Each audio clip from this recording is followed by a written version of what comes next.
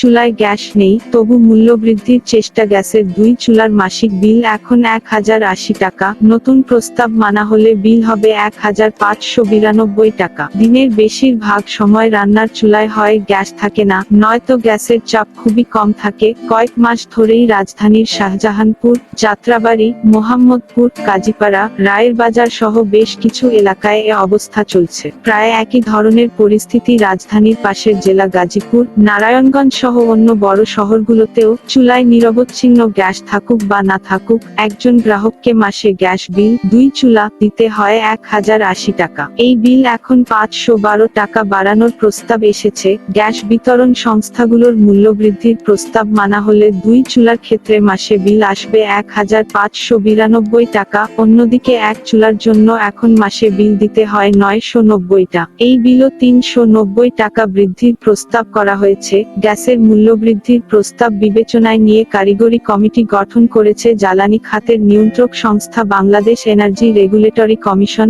(BERC). তথ্য উপাত্ত যাচাইয়ের পর চলতি জানুয়ারি মাসের মধ্যেই নিজেদের সিদ্ধান্ত কমিশনকে জানাবে তারা। যাদের বাসায় গ্যাসের চুলা রয়েছে, তাদের একটি অংশ মাস শেষে গ্যাসের বিল জমা দেয়, তাদের বলা হয় মিটারবিহীন গ্রাহক। অন্যদিকে যাদের বাসায় গ্যাসের মিটার রয়েছে, তারা যতটুকু গ্যাস ব্যবহার করেন ঠিক ততটুকুই বিল দেন, তাদের বলা হয় প্রিপেইড মিটার গ্রাহক। প্রিপেইড মিটার ব্যবহারকারীদের মধ্যে যাদের বাসায় 2 চুলা রয়েছে, সে ধরনের একজন গ্রাহক মাসে সাধারণত সর্বোচ্চ 40 থেকে 45 ঘনমিটার গ্যাস ব্যবহার করেন। সেখানে মিটারবিহীন গ্রাহকেরা মাসে 60 ঘনমিটার গ্যাস ব্যবহার করেন, এমন হিসাব করে বিল নেওয়া হয়। মিটারবিহীন গ্রাহকেরা আরও বেশি গ্যাস ব্যবহার করেন, এ রকম হিসাব করে এখন বিল বৃদ্ধি করতে চায় বিতরণ সংস্থাগুলো। বর্তমানে সারা দেশে প্রায় 43 লাখ গ্রাহকের বাসাবাড়িতে গ্যাসের সংযোগ রয়েছে, এর মধ্যে প্রিপেইড গ্রাহক প্রায় 4,30,000।